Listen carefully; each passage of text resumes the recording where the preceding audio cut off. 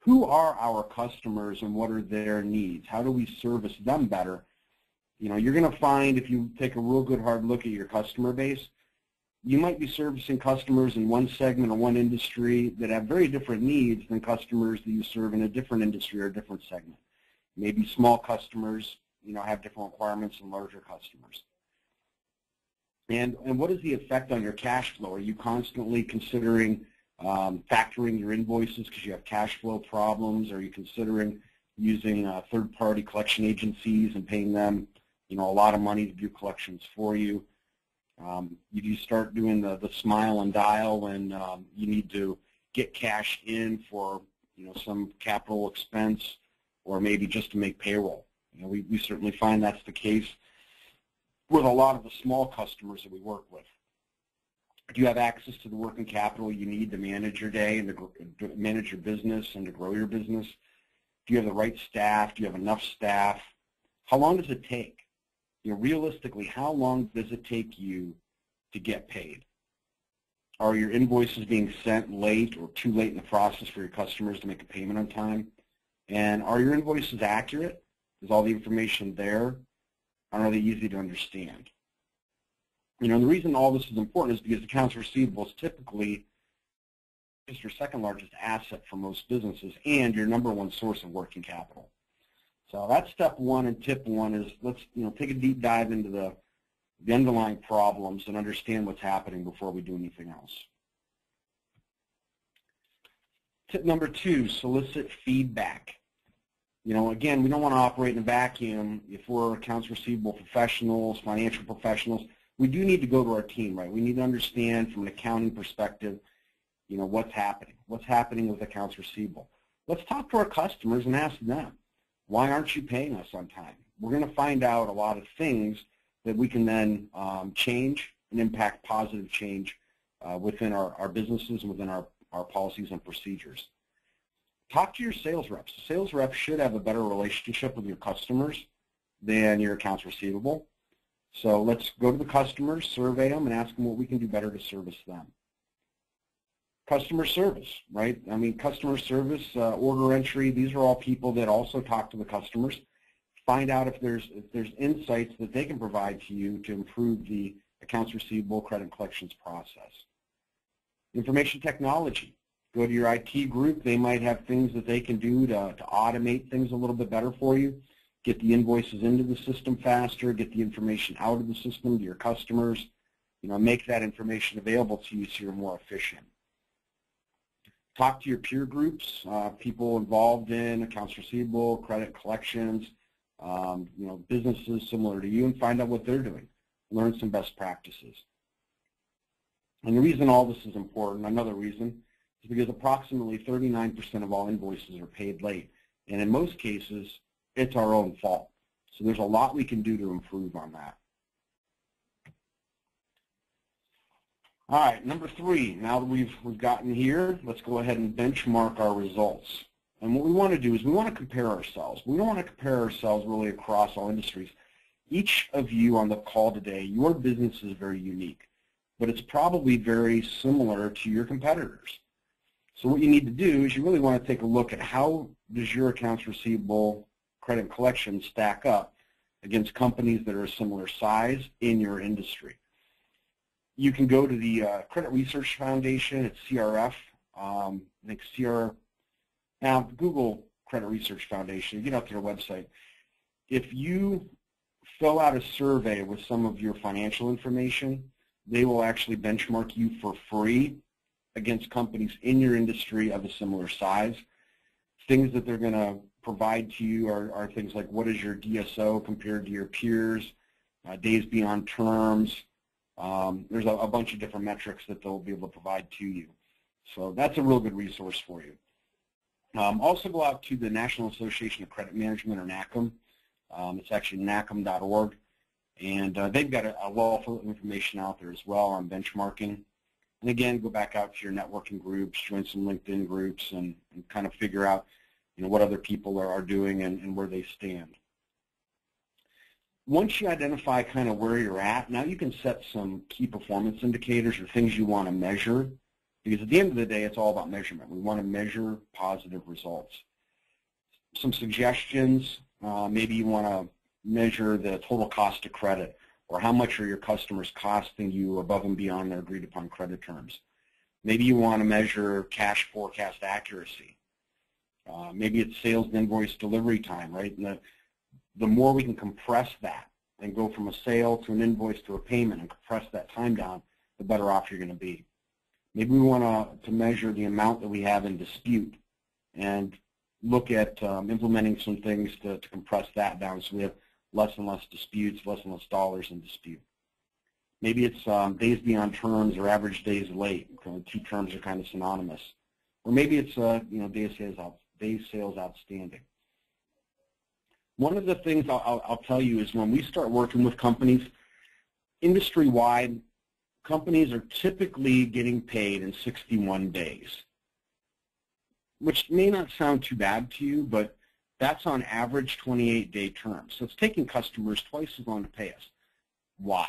We need to figure that out, and we need to do things to drive that down. Net 28 means net 28, net 30 means net 30. It doesn't mean pay us when you feel like it or pay us, 2 months late. There are things that I'm going to teach you guys in this webinar today that will be able to drive that down by probably 12 days, if not more, if you're in and around that 61-day mark today. Tip number 4, let's set some goals. And we can start small. Every company is different. Small companies, you're going to want to set smaller goals because you don't have the resources available to impact a lot of change. Larger companies, you have an established process. You have somebody directly responsible for credit collections, accounts receivable. You might be able to impact a larger change. But the first step is let's figure out what we want to accomplish. Let's prioritize them. Let's make sure they're realistic. Again, keep it simple. Ensure they're measurable. And then I've got some examples here of some of the goals you may want to consider. Little things. I want to send reminder emails to customers that have an invoice due with a balance due in the next 5 days. I want to contact every single late customer when they're 10 days past due. I want to send invoices daily or weekly, ensuring that they receive them. I want to reduce bad debt write-offs by whatever percent that might be, 10%, 20%. And I want to get paid faster by 20%, right, DSO. Little stat here, 61% of payments are late due to compliance or admin problems, such as incorrect invoices or receiving the invoice too late in the process to pay on time. Those are things that are on our direct control. If I'm sending the invoice to the customer too late for them to pay on time, or I'm sending it to them and there's a problem with the invoice, maybe it's the wrong billable rate, the wrong freight rate, maybe I didn't put the purchase order on the invoice, that's going to cause a delay. It's going to cause my DSO to increase. And those are all things that should never happen. Number 5, now that we have all this information, right, we know where we're at, we've done our research, we know what the problems are, we know what our goals are. Now let's put pen to paper and develop a credit policy, and let's use it. Too often companies, they get real hyped up on this. They'll develop a credit policy, and the next thing you know, it's got an inch of dust on it because nobody's following it. They're not maintaining it. I've actually worked with some customers that their credit policies had, language in it around sending faxes. Who does that today? So we need to do some research, get the feedback, develop a policy, use our benchmarks. We need to identify our goals. We need to standardize policies and procedures. And what I mean by this is who does what and when and why and how, okay? So if I'm going to extend credit to a new customer, who makes the determination of how much credit? Who can make changes to credit limits or credit terms? And what's the workflow around it? What happens if we have an invoice dispute? What happens with a particular type of a dispute? How do we manage that? What's the workflow look like? What's our call scripts? How do we talk to our customers? When do we talk to them? All that should be documented. And then again, review and change your policy frequently. Your business changes, your customers change. You start to meet your goals, you're going to set new goals, right? It's continuous improvement. The CRF, this is just one example here, they estimate that about 20% of credit departments have formalized credit policies. That's pretty low, and those are typically in large organizations. I guarantee you for smaller businesses, that number is significantly lower. Throughout the presentation today, I'm going to be giving you some resources. We will make these available to you, but we have a white paper we developed. It's 6 steps to developing a world-class business credit policy and collection action plan. It'll give you some tips on how to develop this credit policy. And again, we'll make these available to you after the presentation. Number 6, define roles and responsibilities. I talked a little bit about this in respect to the credit policy, but things like who can put a customer on hold, who can lift the hold, who determines the limits and the terms, who can place the collection calls, who's responsible for making them, who manages which accounts. If you have a large organization, you might want to divvy up the accounts and have one person focus on maybe more strategic accounts and somebody else manage the smaller businesses. Maybe you have somebody on your team that's really good at managing disputes, or maybe they're kind of the liaison in the organization between all the different departments where a dispute could have occurred. So you need to find kind of who handles that. And then who handles escalations? Things are going to escalate. You're going to have issues that a collector cannot resolve. They may need to go to a CFO. They may need to go to a VP in another department. They may need to go to legal, or they may need to be turned over to third-party collections. And then how are you going to collaborate with all these different people with all this information? And we're going to give you some tips on that later as well. Another little stat here, 11% of all respondents, this is a CFO.com survey, responded that the customers claim they never received the invoice. Again, something else that we can ensure will never happen again. Every single invoice is going to be delivered to every single customer every single time. Staff appropriately. Everybody asks me, how many people should I have managing my accounts receivable? We've been doing this a long time. There is no definitive answer, but there are some things that we've learned. In general, you're going to have the equivalent of about 1 full-time employee for about every $10 to $20 million in revenue. Okay. Now it's going to depend. If you're doing $10 to $20 million in revenue and you're selling expensive capital equipment that might be $1 million per piece of equipment, you probably don't need the equivalent of 1 full-time person. You can probably do it with a quarter of a person because you're managing fewer invoices and fewer customers. But conversely, if you're a distributor and that $10 to $20 million is made up of thousands upon thousands of invoices to thousands upon thousands of customers, there's a lot more small dollar value invoices. There's still a lot of work to do. So you're probably going to need more people to manage that. Okay. We've developed a white paper that kind of talks about this. It may give you some tips on whether you're staffed adequately or not, and how you can actually get more out of your staff by implementing some systems and processes to gain some new efficiencies. Train your team. Too often we talk to companies and they hire somebody junior to do accounts receivable. They're not trained in credit collections. They really don't understand best practices. And worst of all, a lot of them don't even like to be on the phone talking to customers. But training can help. You need to train your team, your collection team, on how to talk to people. Selling a product or a service to a customer is no different than trying to get paid once that sale is closed. So you need to really treat it the same. How do I make the call? What's my tone? How do I communicate via email effectively? And how and where and why and what do I document when it's all done?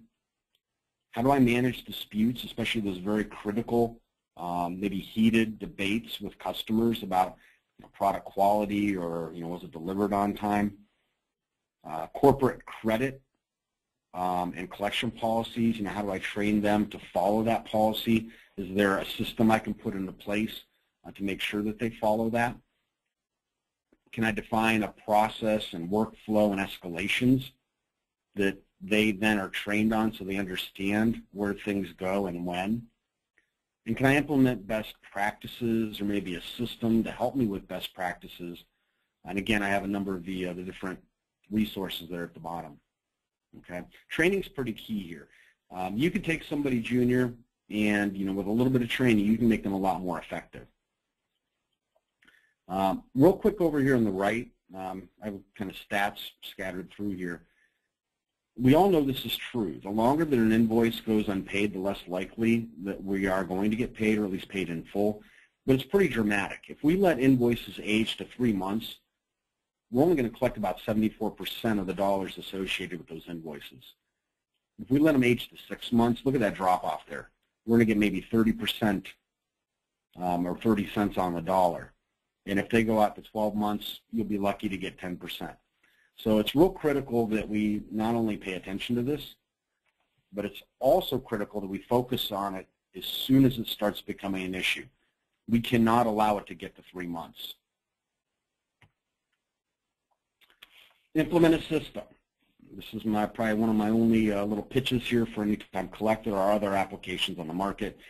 But too often, companies are using an accounts receivable aging report, a lot of spreadsheets, the variety pack of highlighters, they're sending emails through Outlook, and all this information is everywhere. There's no process, there's no escalations, there's no automation. They're typing the same email over and over again, different invoice, different customer, same issue. We can automate a lot of this stuff to make your job easier. We can basically do everything a CRM system can do, but it's designed for credit collections. We can automate the delivery of the invoice. We can automate reminder letters. We can automate the delivery of supporting documents such as bills of lading, proof of delivery, timesheets, things that your customers need to be able to pay you on time. We can prioritize a task list so you understand who you need to call, when, and why with all the information right there at your fingertips. And we can adhere that to the credit policies and procedures that you've defined. So, for example, if I have an invoice due in the next, not even that, we're going to use a different example. I have an invoice that now is past due by 30 days and it's over $10,000. That is a serious credit risk. So I want that escalated to a manager or maybe even to the CFO to monitor and try to resolve that issue. We can build that workflow into our software. And a lot of companies try to do this with CRM or they try to do it with ERP, and it's not designed for that. Our software is designed for accounts receivable management. A little quote here from PayStream Advisors. They're an analyst group that kind of monitors our space. And they've said it pretty succinctly. ERP solutions are woefully inadequate in terms of credit collections functionality. We all know it. So look at us as simply a module that plugs in on top of your ERP or accounting system and provides that automation and the workflow and kind of the policies and procedures behind it. Back to measurement. Let's measure the results. Let's keep an eye on what's happening. We need to consider how our goals align to the results. We need to monitor the results periodically, make sure that we're impacting positive change. And then we need the ability to be able to drill into the data, right? Everybody's talking about business intelligence and big data. It's really no different in credit collections. We need to understand if customers have a lot of disputes, well, why? Oh, well, we drill into the data, we find out it's because we consistently send them invoices with a purchase order on it. Or maybe we continually send them invoices and the tax rate is wrong or the freight rate is wrong. If we get down to a root cause analysis, we can prevent those issues from ever occurring again. We can establish alerts when things go wrong so that the system is notifying our collections team or even other people outside of the organization or within the organization in different departments of things that require their attention. And we can use a dashboard to really stay on top of it and measure our improvements. Involving the sales team. This is pretty critical. We talked about it a little bit already, but we're going to go a little more in depth here. Why did your customer buy from you? It's not necessarily because you had a better product or a service. In most cases, because they like your sales rep. This is the person that earned their business, earned your business. You know, we've all heard about this before. You know, it costs a lot more to acquire a customer than to keep a customer. So let's involve our sales team in credit collections. The sales rep should be the one that's talking to your customers more than accounts receivable. They should be on site with your customers more often, making sales calls. So let's get them involved. Let's arm them with the information that they need from a credit collection standpoint so that they can resolve these issues for you. At the end of the day, it's going to do nothing but help them sell more product and service to your customers and to grow business. Bad customers leave. They don't buy more product and service. Unhappy customers buy less and less frequently. And let's look at it this way. From the sales rep standpoint, it's in their best interest to help you get paid, because if you don't get paid, you put them on hold, they can't buy anything, or worse yet, they're getting a return or a credit on their account, which comes out of their commission. And we can do a lot of things with our software to set up alerts and notification, give them inquiry access to the information, let them know if they have customers that have disputes, serious late payment issues, or maybe pricing and contract issues. Manage by exception, right? We look at this big picture, and sometimes we can get really overwhelmed with it. But we don't have to. Let's let the system automate what can be automated. That way we can manage the things that really require human intervention. Is it worth your time to send information that could otherwise be automated? I'll give you a perfect example. How many of you on the call, stashed yourselves, send out reminders to customers when an invoice is coming due in the next 3 or 5 days and there's a balance due? Nobody. Nobody has time to do it. It's not a priority. But is this something that with today's technology should be a given? Absolutely. We can do that for you. And 9 times out of 10, that is going to help you, A, get paid faster, or B, if there's an issue, a dispute, the customer will reply back and let you know why there's a dispute and why they're not going to pay you on time. You can then resolve it, and that way it doesn't like linger on and get to that 3-month period where you're unlikely to get paid. So one of the things that I like to focus on is efficiency. What if you had a system that basically built you a to-do list of all the things you needed to do with all the information you had at your fingertips, so you don't have to go hunt and peck through 8 different systems, your personal inbox, and the aging report from last week with all the notes on it? What this is going to look like is like this chart here. So traditional collections on the left being manual, aging reports, spreadsheets. Pay attention to that like kind of dark orange color. You're spending about 20% of your time actually soliciting your customers for payment or asking them to pay you. If you have an automated system, like Anytime Collect, you're going to spend about 62% of your time talking to your customers, resolving issues, and getting paid. That's huge. That's 300% more of your time you're focused on things that you can directly impact. Establishing credit limits and credit scores. These are all good. There's a lot of considerations with these, but just some tips here. Reward good customers with higher credit limits so they can buy more. Allow new customers to build credit with incentives for on-time payment. You bring on a new customer, maybe you're not sure about them, let them know up front. If you pay us on time, guess what? We're going to extend your credit limit. We're going to give you more buying power. And maybe we'll give you better terms. You pay us on time every time, we'll go from net 30 to net 45. Why wouldn't you? Everybody would want to do that. Who defines the ability to define or change credit limits? Don't rely solely on your credit bureau information. Some of the research we've done, credit bureaus, almost every single report you pull on a customer is going to be incomplete, or there's going to be a problem with it. It's good information to have in some cases, but a lot of times you got to really build it off of a relationship and maybe a gut check. Maybe call their trade references. Get it firsthand from companies they're already doing business with. Monitor your customers' credit frequently. Good customers can turn into bad customers fast. We had this happen to us years ago. We had a customer, a really good partner of ours, was selling a lot of software. And, we saw it over time, but we didn't pay attention to it, and we should have. They started paying later and later. Their AR started to creep up higher and higher. And then one day they went out of business, and we had pretty significant write-off that we had to deal with.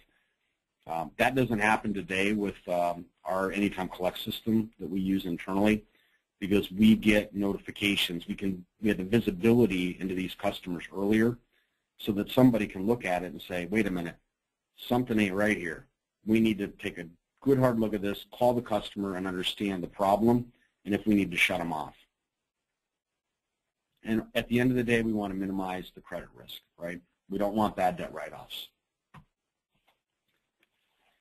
Use a business credit application, and they don't have to be complicated, but you know, maybe we don't require it for everybody, but let's set it in our policy. You know, what type of customer would require us to get a credit app? Let's design a credit app that's really for business to business and not business to consumer, because they're very different. And let's make sure that, you know, we're collecting all the information on the business credit app that has all the information we need to make a smart decision about how much credit to extend, as well as the terms we're going to extend. Make it simple, save all the completed applications along with the customer files so we can review them in the future. And too often we ask for the trade references, but we never make the call. You have to make the call. We do have, one of the things we'll make available to you is a free business credit application template that's in Word format. You can modify it to meet your specific needs. You know, really start implementing that within your business. Documenting what you've done. Huge, right? Too often we don't. The documentation that we have from a phone call is on an aging report on our desk with a coffee stain on it that only the person that made the notes could either decipher or have access to. What we really need is we need a system like a CRM, like an ERP, where I can find out what did we do, who did we call, what did we discuss, what did they say, what was the result, what did we send to them, when will they pay us, and what is our next step. You know, use a system. This is where a software like Anytime Collect really becomes important. It's a system, it's centralized, anybody you want to have access can have access. All the information is in one place. It's not in somebody's personal inbox. We can ensure that everything's available. We can ensure that it moves along with escalations, and we can have it monitor an invoice so that when it starts to slip, you know, 30 days, 45 days, 60 days past due, we can have it recommend to you the next stage in the collections process. Automate reminders. We talked about this earlier. These are some really complex screens that you only have to set up once, and we'll help you with that. But basically what we can do is we can set up the system to look at the invoice due date. We can look at the days before the due date. You create an email template, and then we run a rules engine that says, all right, all these invoices are due in the next 3 days. There's a balance due. We pulled in the contact email from your accounting or ERP system. The system automatically sends them an email with the template, does a mail merge, attaches a PDF copy of the invoice to the email so they can never tell you again that they didn't get it. And it can also include other things. It can include a statement, an open invoice report, a past due notice, collections dunning letters, and you have complete control over this. You can define when they're sent, who they're sent to, and what's included in that. Again, hands off. Click a button, done. Prioritize your activities. You've all heard of the Pareto principle, right? 80% of our revenue comes from 20% of our accounts. Well, probably true with our past due issues as well, right? 80% of our problems and reasons for non-payment, disputes, etc., probably come from 20% of our customers. So why are we trying to manage everybody the same? Let's classify customers based on risk and late payment history. Put them into a different rule set, right? We're going to manage them differently. We're then going to focus on maybe those let's say you have 1,000 customers. 200 of them represent 80% of your revenue. Take those 200 customers, assign them to somebody. Make it their responsibility to own the relationship, build the relationship, resolve the issues, and you're going to see a lot of your issues completely go out the door because now you have authority and responsibility on top of that. And again, use the systems like Anytime Collect. I have a screenshot here that basically shows you all the things you need to do, right? I need to email certified letters. I need to email collection letters. The reminders, again, can be automated. I have a notification that I have invoices that are missing a PO. I have second collection calls to make, and I have new customers that I probably need to call just to talk through our credit collection policies, procedures, and make sure there's no problems with that first-time invoice. Escalation. We need to define what gets escalated, when it gets escalated, and to whom it gets escalated, right?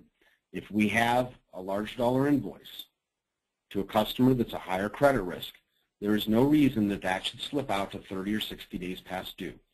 We can set up very specific rules in our software that says for high-risk customers, any invoice over X dollars, maybe it's 5,000 or 10,000, however you define it, automatically gets escalated to a senior manager or the CFO or the sales rep or everyone.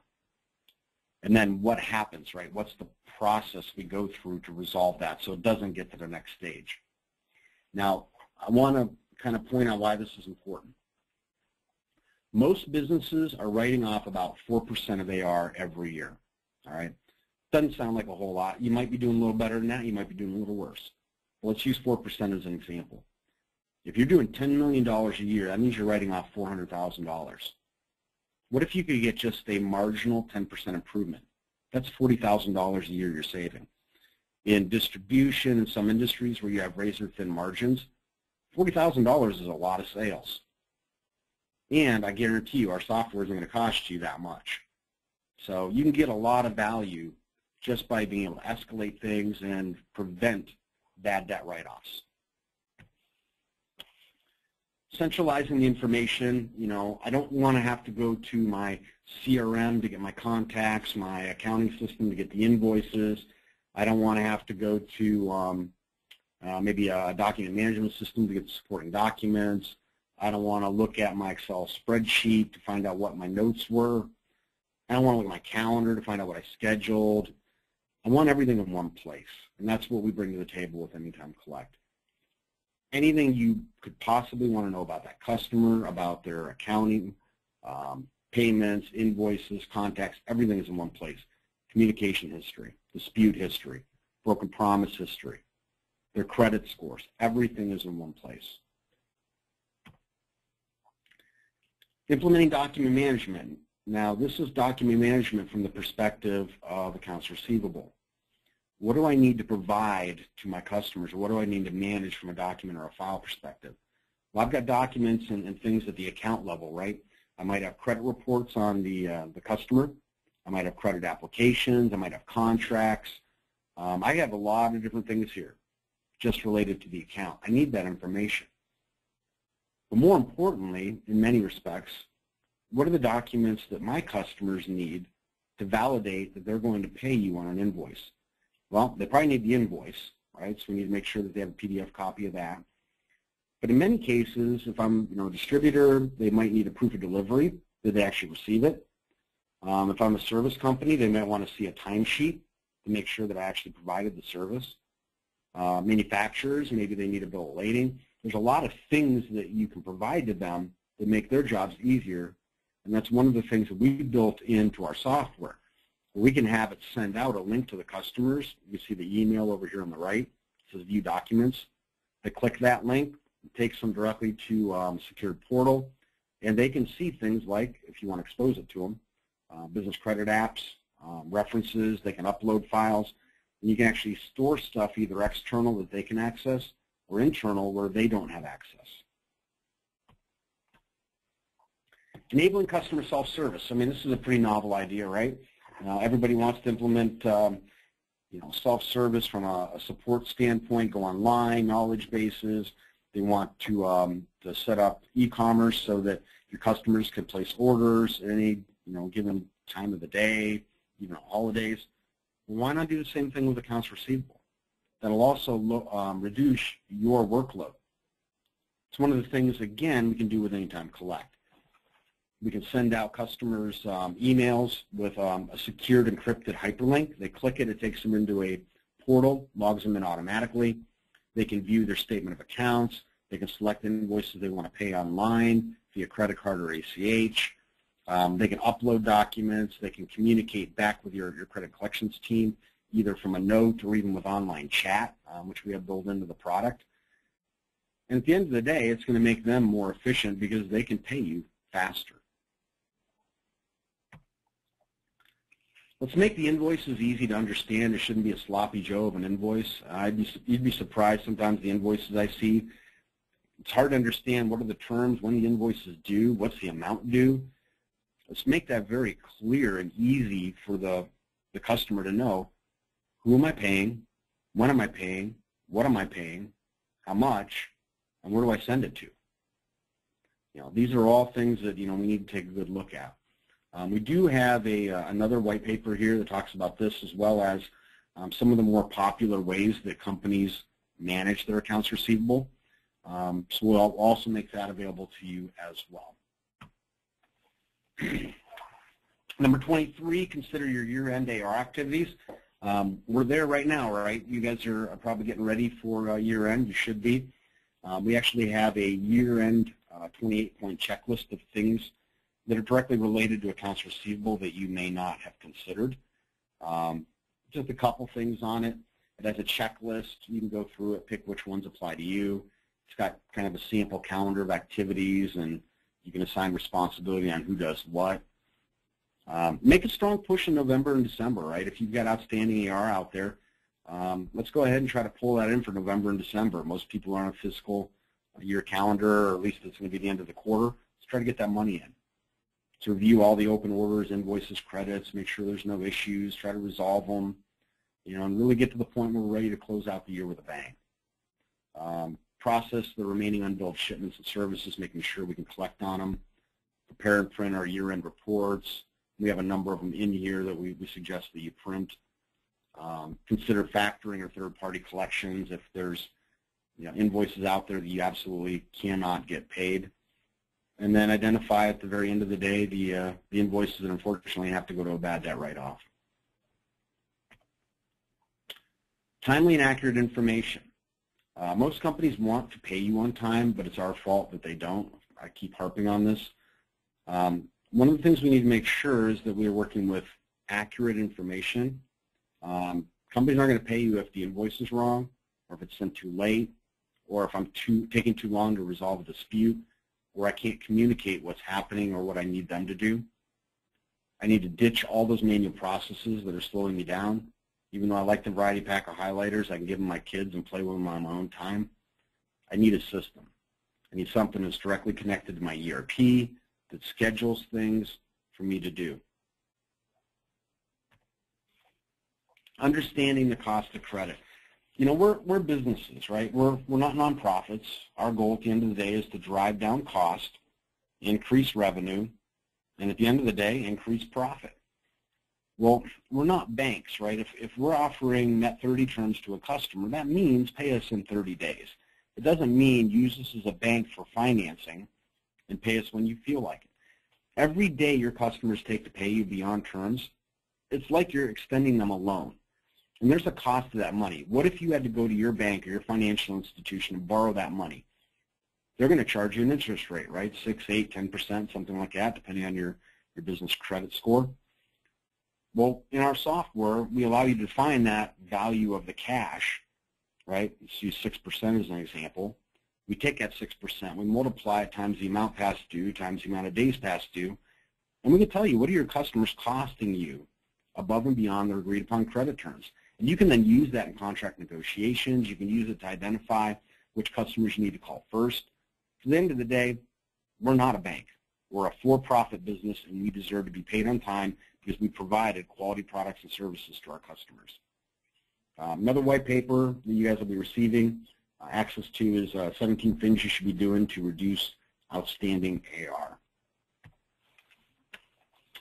Implementing call scripts. You really can't develop a call script that's going to handle everything. What you really want are talking points and maybe a workflow around what the collector needs to do when they get to certain types of disputes or different responses from the customer. We need to align the call script to our corporate credit collection policy and plan. Not designed to be read. It's more of how to handle the call, what to do next, the checklist of things we need to ask. what we need documented, and then outlining what they are going to do next. And we have a lot more information in the white paper that we developed. It's how to develop the collection letter templates, call scripts, and email templates. Managing disputes effectively, the first step is let's identify them early. Let's make sure that we have everybody involved that has input that can help us resolve this issue, whether that's somebody in shipping, receiving, manufacturing, project management, you name it. Let's develop a process to resolve them. Let's use reason codes so we can identify the reason why it happened to begin with. So again, we can get down to that root cause analysis and prevent it from ever happening again. And let's exclude valid disputes from actions. You know, every once in a while, the customer has a valid point. We sent them the wrong product. We sent them the wrong quantity of the product. They got the product, and you know the shipping company that we used to deliver it was damaged in transit. Let's exclude that so that the system doesn't tell us that we still need to focus on it. We'll let that resolve itself out on the back end of the ERP. We do have another white paper. It's how to eliminate AR invoice disputes and get paid faster. Got some tips on ways you can really minimize disputes so that you can get paid, I mean, really a heck of a lot faster. Smile and be nice. Are you more likely to pay somebody who is nice to you? Absolutely. Now, if you call them and you're hounding them, they're probably not going to be very receptive. They're going to start ignoring your calls. Be nice with them. And smile. Smiling reduces stress and anxiety, makes your calling easier, makes you feel better about what you're doing. And you wouldn't believe it, but it does carry over the phone and the tone and the words that you use. I'm smiling right now. And it's really a bonus if you can make your customers smile. Don't try too hard, but if they're smiling, maybe throw a joke in there, say, hey, I know you don't want to hear from me again, but just want to find out, was there a problem with that invoice? What can I do to make it easier for you to pay me on this? Or when can I expect payment? If they start smiling, they feel like they have a good relationship with you, they're going to pay you. And let's build a relationship. It's not just about dollars and cents. These are your customers.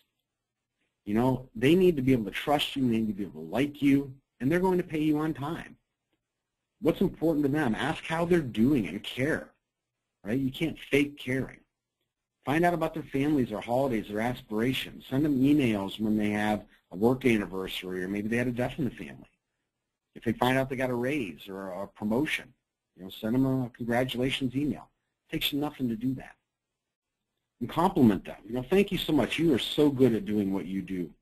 It's such a pleasure working with customers like you. I'll give you a quick story here. I know I'm running out of time, but I think it's important. We used to have a lady that managed our accounts receivable. And honestly, back then, we didn't need software because we had Lynn. Lynn would call our customers. It was kind of uncanny what she would do with them. She wasn't collecting. She would call them up. She'd say, hey, how you doing? It's Lynn. We got this invoice out here for you. And normally you guys, pay on time. I just wanted to find out, did you get it? Oh, yeah, we got it. Was there a problem with it? Did we do something wrong? Oh, no, we just haven't gotten to it yet, but I'll go ahead and I'll get that paid for you today. What's the best method for that? And Lynn had this just relationship with our customers where they didn't feel like they were being collected on. They felt bad if they didn't pay us on time. Now, not everybody in the world has a Lynn on board that can make those calls to every single customer, nor should you, right? I mean, you shouldn't have somebody calling on a $10 past due balance. It's just not worth your time or effort. But smile and be nice. It's going to go a long way. In the presentation you'll get, I have a little link here at the top. It's a little shortcut. Watch it. It's just one of my favorite videos, I think, of all time, and it shows the value of being nice. It's kind of hypothetical in nature, but it does drive home the point that, people that are nice to people get what they want in life. Call every one of your new customers. This is critical. If you get nothing out of this, this is the one I want you to pay attention to. So I set up a new customer, first time I've ever invoiced them. The AP contact doesn't know who I am, right, because we didn't sell to the AP contact. We sold to a buyer. We need them to understand who we are. We need them to understand our credit policies and procedures. More importantly, this is the first time we've ever delivered something to them. Did we meet or exceed their expectations? Did they get the product on time or the service, right? Was it to their satisfaction, or was there a problem with it? This is customer service. This isn't just collections. But the other thing this is going to help us do, think about it. The first time we invoice somebody is probably the time when we're going to have something set up wrong, right? We send it to the wrong address.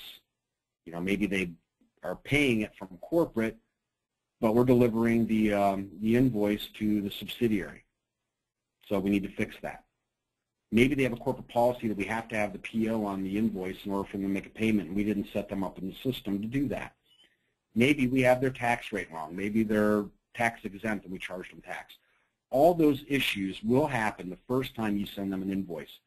Call every new customer first, build a relationship, find out if they're happy, resolve their issues, exceed their expectations, and resolve the issues. Watch for the missing PO. I've touched on this a few times. Nearly half of all disputes, based on our experience, are related to an invoice that does not have the customer purchase order on it, or the purchase order number is incorrect. Know which customers require the PO. Establish a process to ensure that that PO number never gets excluded from the invoice, and set up alerts, which we can do with an Anytime Collect, and notify your collection team if the invoice is synchronized in, the customer requires a PO, and that PO field is blank. Be flexible, right? You know, these are our customers. Again, sometimes customers, you know, they fall on hard times. Doesn't mean that they're not good customers. They don't have the potential to be good customers. Let's work with them. Set up payment plans. And when they absolutely can't pay, if we want to retain their business, you know, let's make it a little easier for them to pay. Let's consider doing things like invoices with special terms. Maybe it's 50% net 30 and 50% net 90. You know, extend a little more credit to a good customer. Make it easier for them to pay us in installments. Ask for a commitment. You know, when can you pay us what amount? You know, getting something is better than getting nothing. Consider a grace period. We had a customer probably 4 or 5 years ago when the automotive industry really had some trouble. And a great customer always paid us on time, but all of a sudden General Motors stopped paying them and they weren't able to pay us. You know, we gave them a grace period. We said, you know, pay us what you can over the next couple months until things start to turn around. And you know what, at the end of the day, they turned out to be one of our most loyal customers because we were flexible with them. And at the end of the day, remember, getting something's better than nothing. You know, if they owe me $100,000 and they can only pay me $50,000, say, look, you know what, give me the $50,000, no harm, no foul, we'll walk away, but we'll probably never do business again. Refine your process. Continually look at things. Have we brought on new products or services? Have we expanded into different industries or globally? Are there segments of our market that are changing? And then are we starting to meet our goals? What are our new goals? If we didn't meet our goals, what changes do we need to make? And then again, if we're growing the business, are we still adequately staffed? At the end of the day, there's going to be some accounts that you cannot collect on your own. Let's select a third-party agency. Choose somebody that has some expertise in your industry. Dig in on what their experience actually is. Find out if their strategies align with your corporate goals. Last thing you want to do is to use a third-party collection agency that's going to you know, be very aggressive with a customer that maybe just needed a little push. Do they use different technologies? What are the technologies they use? Are they adequately staffed? Where are they located? Check the references. And consider the rates. You might be willing to spend more if they're going to produce better results. Last but not least, if none of that works, understand your legal rights. Are there considerations in your industry? We work with companies in like construction, for example. They have mechanics liens, and depending on the state where the service was provided, they need to file that mechanics lien by a certain number of days after the invoice, where they lose that right to go after that customer legally. If you're looking at a legal firm, do they have experience with collections? Do their strategies align to yours? Do they utilize different technologies? Are they staffed adequately? It's almost the same list as a collection agency, right? You know, how can we use them? You know, can we use them for demand letters? Do we need to actually go after litigation? So that was an awful lot on the tips, and now I got about 2 minutes left for the advertisement on Anytime Collect. These are all the things we do in the software: automated email, mail merge templates, prioritized call list, centralized info, embedded support so you can learn how to use the software kind of on your own pace, dispute management, online payments, all the business intelligence and metrics, credit management, and document management, all in one system. Just a couple screens. On the left we have the dashboard. This is kind of where we monitor what's happening, what cash we expect to receive, average days late trends, current AR, DSO, things like that. Over on the right, we can set up alerts that can notify our collection team or even others within an organization of things that are happening. We can have the system send out to all of our sales reps anytime one of their customers is put on credit hold, or anytime that their customer is late on a certain size dollar invoice, or if they have a dispute, keep the sales rep in the loop. Our customers are across a number of different industries. These are just a few of them. And then, what do our customers say about us? This is one of our customers, Kalmbach Feeds. Anytime Collect's a much better system than the $1 million system I used before in the areas that it performs the same tasks. Love it. They've been very successful with the application. Most companies implementing our software, this is what they're able to do in the first year. 10 to 20% reduction in DSO, meaning they're getting paid 10 to 20% faster. 25% reduction in past due receivables. 15 to 25% reduction in bad debt reserves or write-offs. Oh, and by the way, they're also more productive and they can hold down staffing costs. We do have an ROI calculator on our website. If you want to hit that, you can kind of figure out, what would be my expected savings and what would be my estimated costs, and would I get an ROI.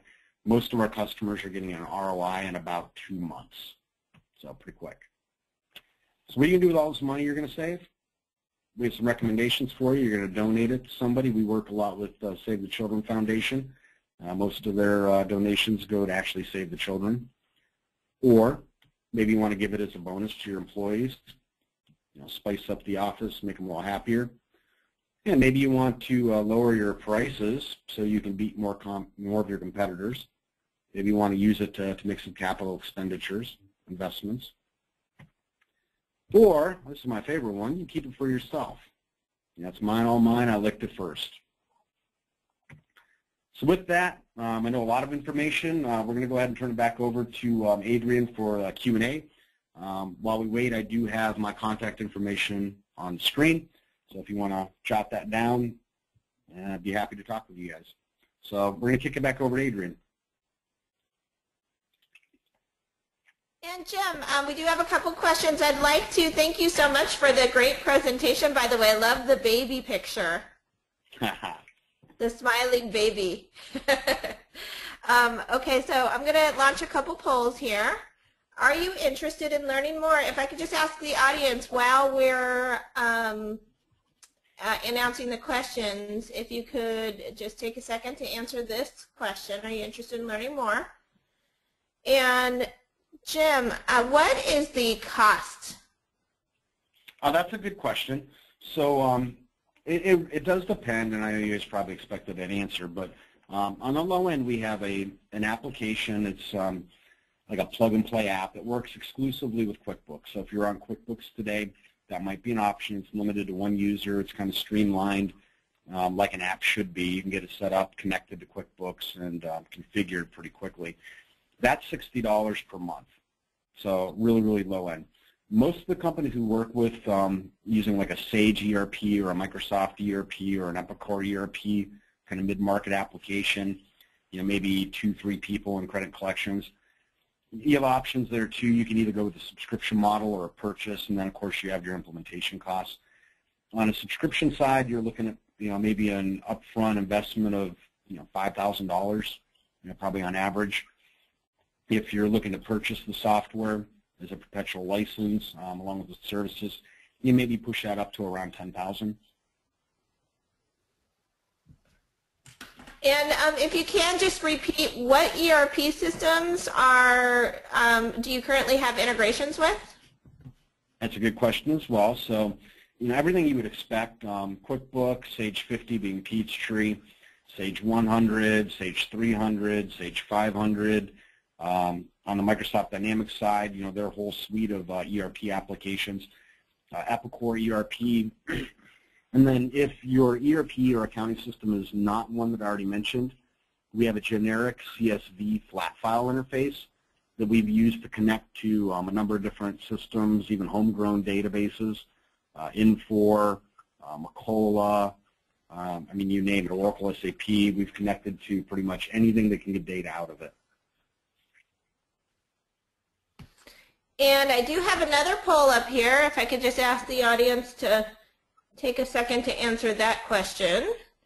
And we have another question here, Jim. We're going to probably have to wrap it up, though. This might be the last question. How long does it take to implement the system, and where is it hosted? Is it hosted in the cloud? Yep, good question. Both, actually, two questions. So implementation typically is less than a couple days. It can be we've had some that have been 4 to 8 hours. But it really depends on the complexity, the rules you want to set up, the number of templates. So it can take longer. What I would suggest is, you know, let's implement it in phases. Phase 1, let's get down and dirty and solve some immediate problems, do some little automation, and start getting some value from the product. You do that in, you know, a day or two. And then if you want to, you own the software. You can just go in later and we'll configure, you know, more rules, more sophistication, you know, and really, you know, kind of flesh that out. So I guess the short answer is probably anywhere between a day and a week at most for most companies. And then what was the other part of that? Where's it hosted? Where it's hosted is actually up to you. The majority of our customers these days are going with a hosted application and database. We're a Microsoft Azure partner, so it's hosted on a Microsoft cloud. They do all the backups, all the security, and all that. We do have a couple customers that have absolutely wanted it on-premise, primarily because they're in like the medical industry and they had HIPAA compliance things and they had email applications that wouldn't work in a hosted environment with encryption. So we do have it available on-premise as well. It is more expensive to go with on-premise because it's more costly for us to maintain the installers and to build the you know, the update files and even to support it. So again, you know, the majority of customers are going either true SaaS, multi-tenant, where their data is kind of up on the cloud with other customers. They log in, they see their data. Or you could go with a private cloud. That is another popular option. And with that said, Jim, I think that we should just wrap it up here because we're a minute after the hour, and I just want to thank the audience again for spending this hour with us. We know it's hard to come by an hour of your day. So please take note of Jim's contact information. I will send this information to you as a follow-up email along with the recording. And we just appreciate your attention so much, and thank you for your interest.